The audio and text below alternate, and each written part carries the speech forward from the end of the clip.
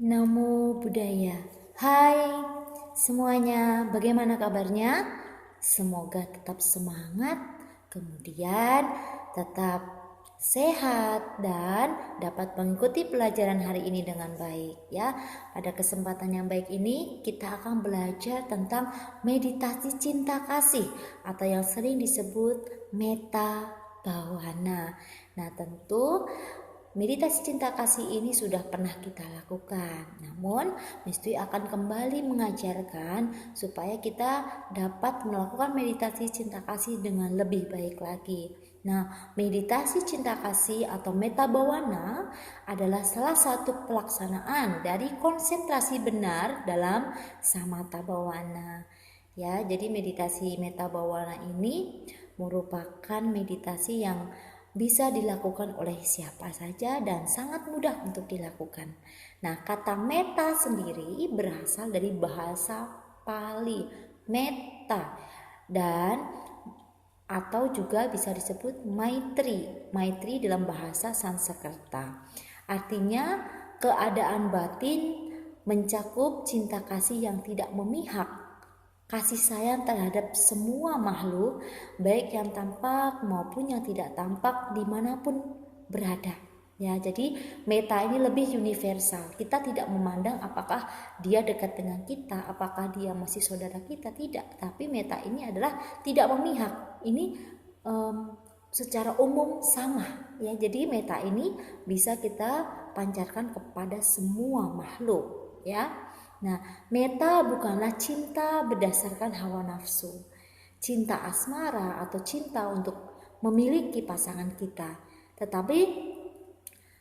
Tetapi juga metta bukan saja dapat menaklukkan amarah, kebencian, tetapi juga dapat mengatasi timbulnya perasaan benci terhadap orang atau makhluk lain. Tentu kita memiliki perasaan tidak suka ya kepada orang lain. Namun ketika kita bisa bermeditasi cinta kasih, maka kebencian yang ada di dalam diri kita lama-kelamaan ini akan berkurang. Karena apa? Karena kita melatih menyebarkan atau memancarkan cinta kasih kepada semua orang, bahkan kepada orang-orang yang tidak kita sukai. Ya, metta bhavana adalah pelaksanaan meditasi cinta kasih yang bebas dari nafsu, yang bertujuan untuk mengusir kebencian dalam diri manusia, dalam diri kita sendiri ya. Jadi kalau kita punya kebencian, kita bisa kurangi sedikit demi sedikit dengan apa? Dengan pelaksanaan meditasi cinta kasih. Dengan menggunakan bentuk-bentuk pikiran yang penuh dengan cinta kasih. Ya, jadi pikiran kita tuh harus dipenuhi dengan cinta kasih supaya ketika kita bertemu dengan orang-orang yang tidak kita sukai ya kita tidak punya rasa benci ke mereka.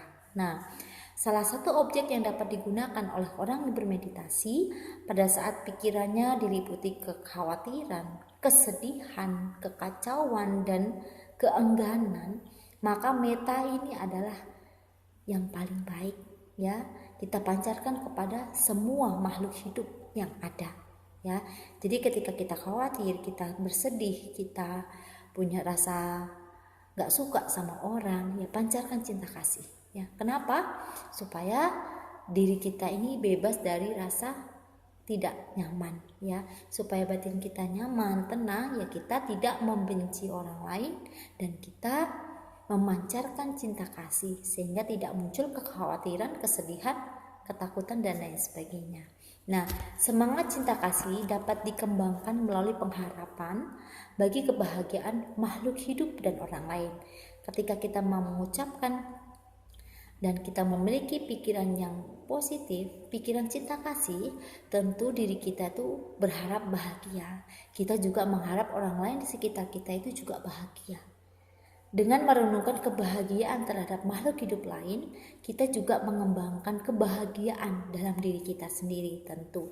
Ketika kita bisa memancarkan cinta kasih kepada orang lain, kita berharap orang lain bahagia, tentu diri kita itu pun juga akan merasakan kebahagiaan. Kita bisa berbagi kebahagiaan kepada orang-orang di sekitar kita.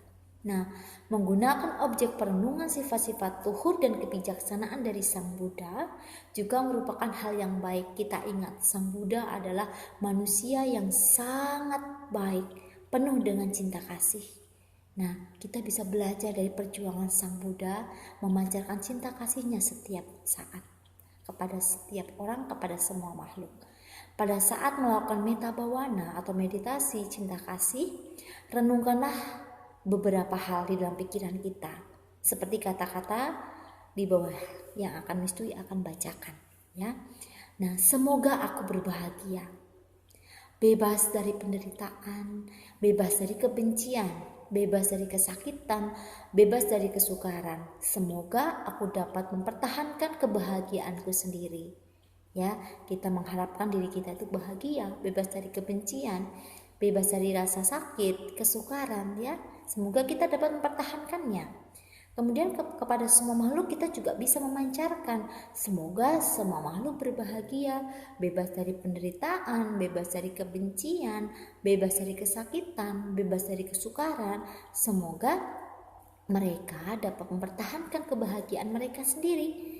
Ya, jadi kita berharap mereka juga bahagia dan bisa mempertahankan kebahagiaan mereka sendiri. Siapa saja yang bisa kita berikan dan pancarkan cinta kasih ini?